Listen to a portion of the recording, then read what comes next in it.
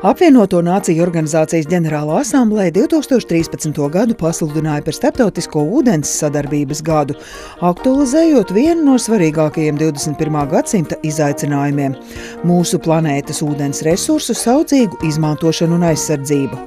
Ūdens bija arī šī gada zinātnieku nakts tēma.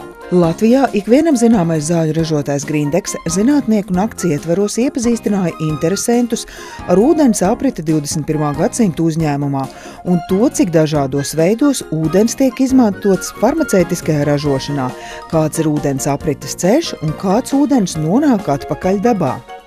Grindex nemitīgi pilnveido darbību un uzlabo ražošanas procesus, lai paaugstinātu ražošanas kvalitāti un mazinātu tā kaitīgo ietekmi uz apkārtējo vidi. Zinātnieku nakts apmeklētājiem bija iespēja viesoties 3 objektos, kas ikdienā pieejami tikai Grindex darbiniekiem. Dziļurbums. Te sākas ceļš, kura gaitā ūdens tiks izmantots rūpnieciskajos procesos, pēc tam attīrīts un nonāk atpakaļ apritē. 2010. gadā ieviestā artēziskā ūdens izmantošana ražošanas iekārtu dzēsēšanai ekonomē gan energoresursus, gan dzeramā ūdens patēriņu uzņēmumā.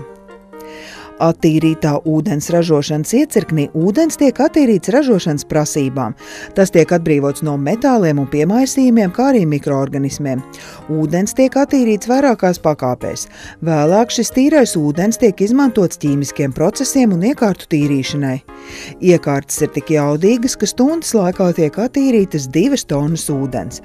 Modernās tehnoloģijas pieļauj, ka iekārta pati kontrolē, monitorē un ziņo, kad nepieciešama filtra maiņa vai kāds cits parametrs ir jāpārbauda. 2009. gadā Grindex atklāja bioloģiskās rūpniecisko notekūdeņa attīrīšanas iekārtas, kuru koncepcija šobrīd ir viena no modernākajām Austruma Eiropā un apstiprina, ka farmaceitiskā rūpniecība un uzņēmuma attīstība ir savienojama ar saudzīgu attieksmi pret vidi.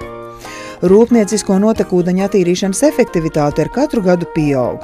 2012. gadā šis rādītājs sasniedz 94,07% atzīmi. Grindex ir zaļi domājošs uzņēmums, kas izveidotajā vides aizsardzības sistēmā nepārtraukti meklē jaunus inovatīvus risinājumus vides resursu taupīšanā. Pieņemot stratēģiskus lēmumus, Grindex vienmēr novērtē to potenciālo ietekmi uz vidi. Tāpat arī Grindex īsteno ilgtermiņa atbildīgu vides politiku un sistemātisku darbu vides aizsardzības jomā. 21. gadsimtā zinātne ir darījusi savu, un ķīmiskā ražošana ir uzskatāma par videi draudzīgu nozari, kas maksimāli realizē praksē jaunākos zinātnes sasniegumus vides aizsardzības jomā.